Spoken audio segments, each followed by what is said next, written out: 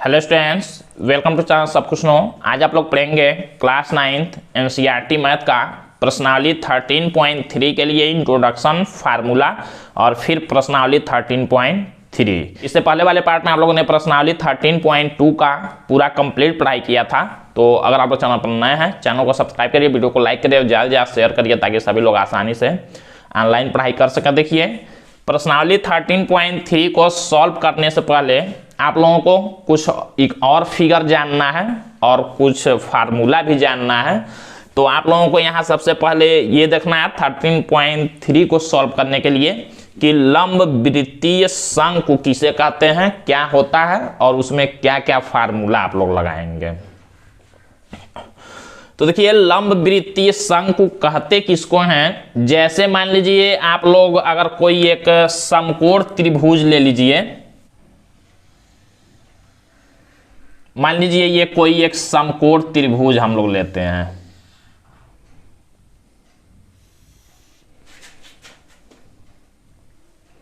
ये एक समकोण त्रिभुज है।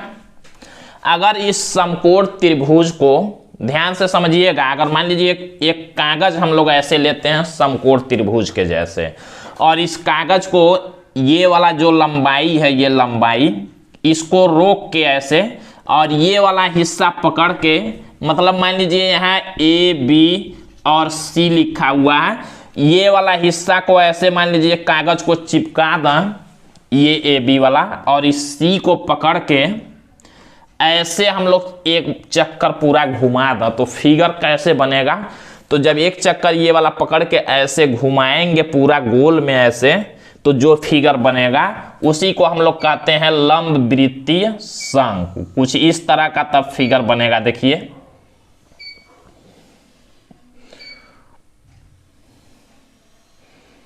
नीचे एक वृत्त जैसा बन जाएगा ऐसे पूरा एक चक्कर जब होगा, तो कुछ इस तरह का फिगर बनेगा। आप लोग आइसक्रीम देखे होंगे, आइसक्रीम इसको घुमा दें तो आइसक्रीम ऊपर भरा जाता है, तो आइसक्रीम जैसे बनेगा। ऐसे टोपी भी रहता है।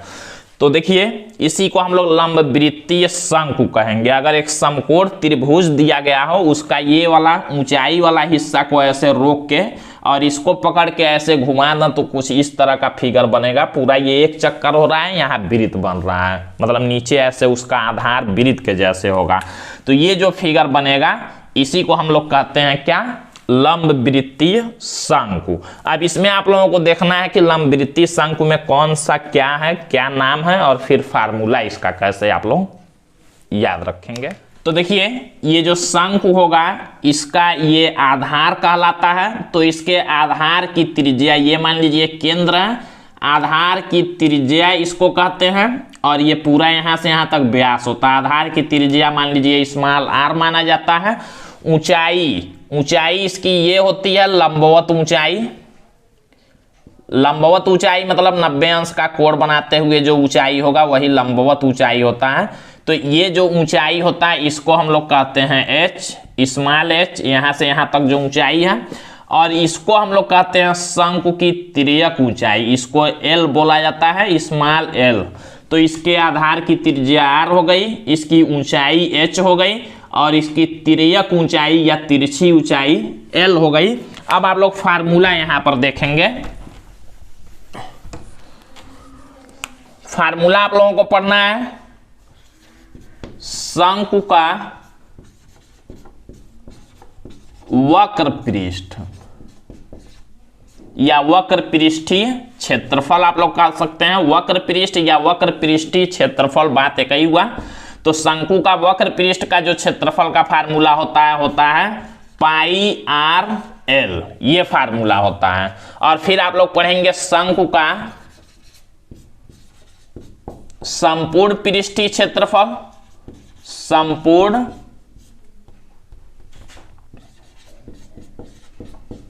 पृष्ठीय क्षेत्रफल। तो वक्र पृष्ठ आप लोग जानते हैं, ये जो घुमाव वाला होगा ऐसे, तो ये घुमाव वाला जो होगा इसको हम लोग कहते हैं वक्र पृष्ठ या वक्र पृष्ठीय क्षेत्रफल। तो पाई आर एल होता है। और संपूर्ण पृष्ठ में क्या आएगा, संपूर्ण पृष्ठ में ये वक्र पृष्ठ तो आएगा ही, संपूर्ण पृष्ठ में ये वक्र पृष्ठ तो आता ही है, और प्लस उसमें नीचे का ये देखिए वृत्त है, तो नीचे वृत्त है तो वृत्त का क्षेत्रफल आप लोग जानते हैं होता है पाई आर स्क्वायर। तो वक्र पृष्ठ और आधार वाला जो ये क्षेत्रफल है दोनों जब जुड़ जाएगा तो इसको कहते हैं शंकु का संपूर्ण पृष्ठीय क्षेत्रफल। और यही फार्मूला या तो ऐसे आप लोग याद रखेंगे, नहीं तो बन जाता है पाई आर कॉमन लेते हैं तो बनता है एल प्लस, यहाँ से पाई आर हो गया तो आर बचा तो एल प्लस आर, ये फार्मूला होता है pi R into L plus R, ये भी आप लोग रख सकते हैं। तो ये शंकु का संपूर्ण पृष्ठीय क्षेत्रफल हो गया। एक चीज और आप लोगों को याद रखना होगा, इसमें तिर्यक ऊंचाई एल भी पूछता है, तो हम लोग लिखेंगे तिर्यक ऊंचाई, शंकु की तिर्यक ऊंचाई एल बराबर होता है फार्मूला रूट में H square plus R square. H क्या है, इसकी ऊंचाई, और आर क्या है, इसकी त्रिज्या। तो एल बराबर होता है रूट में H square plus R square. ये तीनों फार्मूला आप लोग याद रखेंगे। शंकु इस तरह का होता है जैसे आप लोग आइसक्रीम देखते हैं। और अब हम लोग प्रश्नावली 13.3 का क्वेश्चन नंबर फर्स्ट देखते हैं किस तरह से क्वेश्चन को सॉल्व करना है।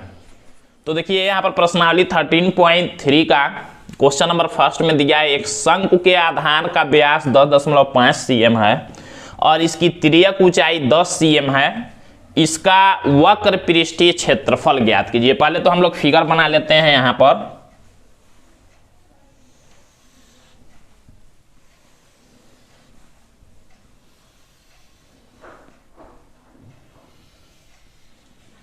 एक शंकु हमने बनाया हुआ है। कहना है कि इस शंकु के आधार का व्यास होता है यहां से यहां तक का, जो यहां तक पूरा होगा लंबाई 10.5 cm, ये दिया गया है, इसका व्यास है। और इसकी तिर्यक ऊंचाई ये होता है L, हमने बताया अभी आप लोगों को फार्मूला में, ये दिया गया है 10 cm।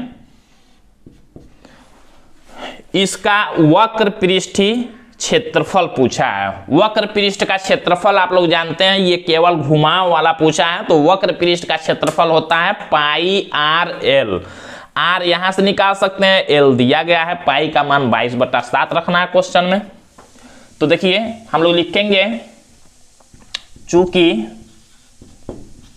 शंकु का व्यास बराबर दे दिया गया है 10.5 cm, ये व्यास दिया गया है, हम लोग लिख सकते हैं, इसलिए शंकु की त्रिज्या निकाल सकते हैं। व्यास का आधा होगा, त्रिज्या बराबर लिखेंगे 10.5/2 cm। त्रिज्या को हम लोग r भी लिख सकते हैं यहाँ, तो r बराबर लिख लेंगे 10.5/2 cm। या तो भाग कर सकते हैं या तो ऐसे रहने देंगे। अब देखिए इसकी तिर्यक ऊंचाई भी दिया गया है, तो हम लोग लिखेंगे शंकु की तिर्यक ऊंचाई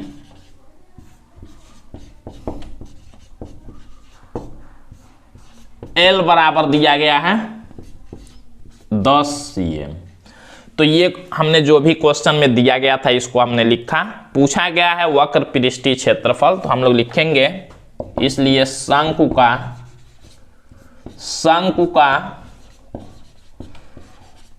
वक्र पृष्ठीय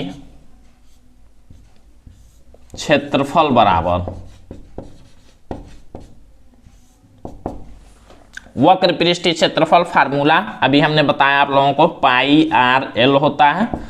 पाई का मान रखना है 22/7, गुणा में आर का मान देखिए 10.5/2 है, और गुणा में एल का मान दिया गया है 10। सॉल्व करते हैं इसको, तो 2 से देखिए 10 को हम लोग कैंसिल कर सकते हैं 5 बार में, और ऊपर वाले सभी संख्याओं का गुणा करके 7 से भाग कर लेंगे।